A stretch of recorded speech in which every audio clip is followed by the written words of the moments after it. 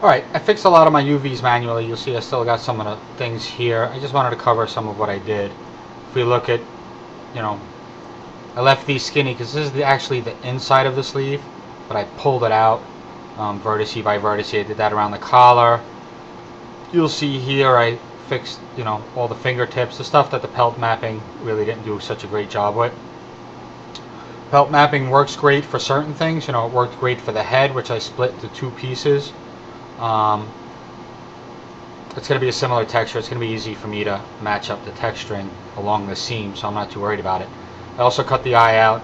This is the nostril. Nobody's really going to care about the nostril. It's so small. This is the eye. Right now it's much bigger than it's going to be. I mean, all of this has to fit into this little square. But anyway, there were 3 different methods we've used so far.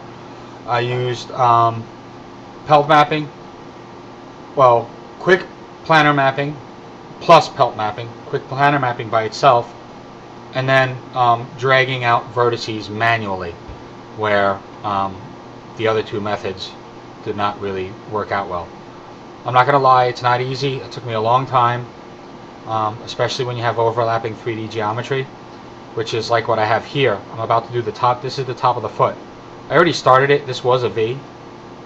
Actually, I can undo it to show you. I guess I can't. Alright. But anyway, some of the tools that I've been using to straighten this geometry out. Since this is the shoe and it's not going to be heavily detailed, what I would just like to do is straighten out a lot of this geometry using the extra tools here and then just moving manually.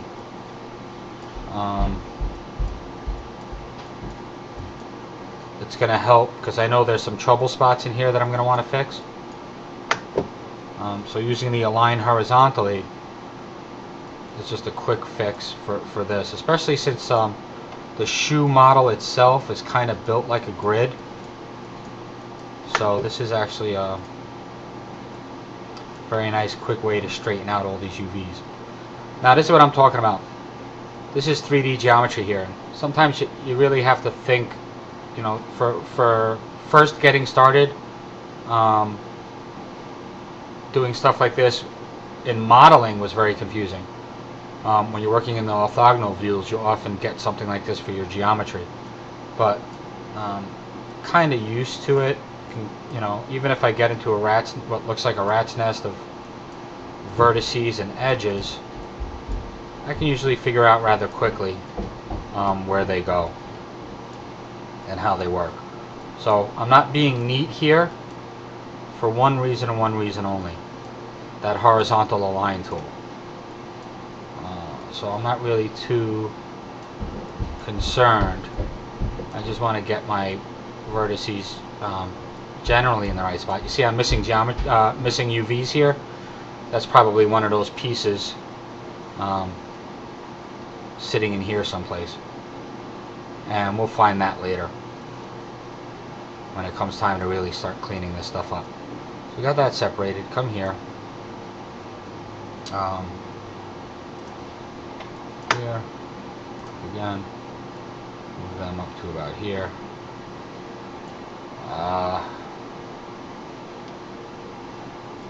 Let's grab these guys.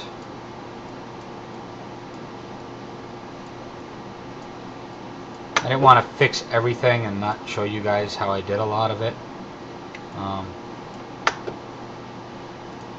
lot of times I'll get messages in my YouTube inbox. Somebody will see me do something in a video and be like, hey, you know, if you try it this way, or hey, that was a good idea, I never thought of that, or hey man, you're doing it all wrong, try this instead.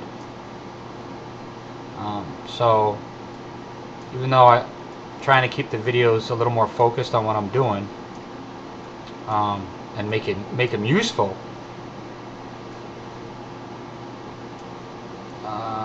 I'm still a noob myself. I've only been doing using 3D Studio Max for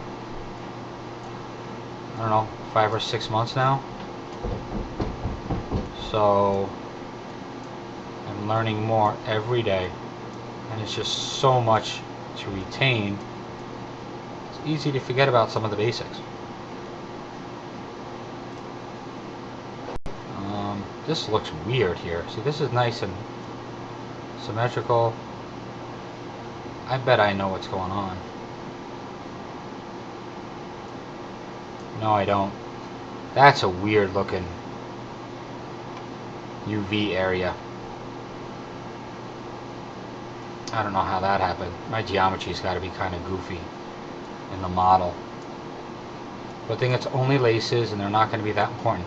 Now this, because I know how I modeled these, this outer rim is actually smaller than the top. So I am going to take these, and I am going to scale them up a little bit. Like this here. I'm going to take this guy.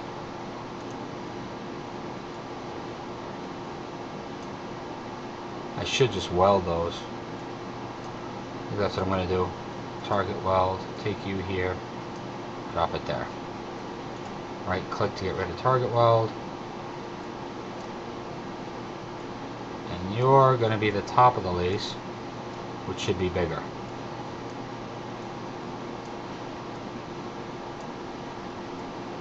See that skinny little face I'm leaving? That's pretty much invisible on the model, so I don't care about that. I want to make the top of the lace bigger, so maybe I could make a different texture there for the shoelace, exemplify some dirt or scratches or whatever, blood stains, whatever. I want that to be to hold more texture information than the sides of it. So moving right along, let's grab these guys, do a horizontal line, grab these guys, add them to it. There we go. Here. Line. Now we can move you guys up.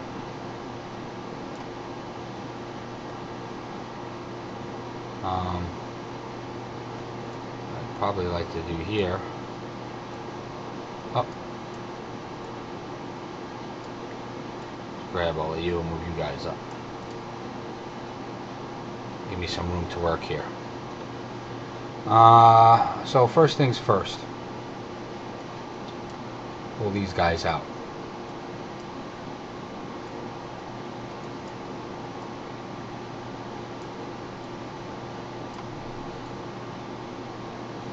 That's a weird. There's a strange situation. How does that work?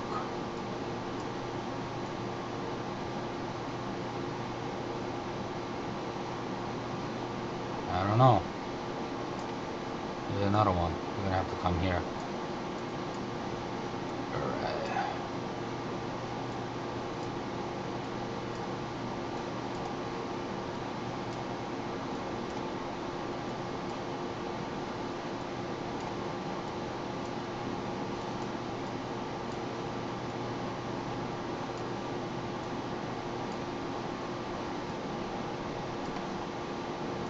I already know you're going to be a thin edge.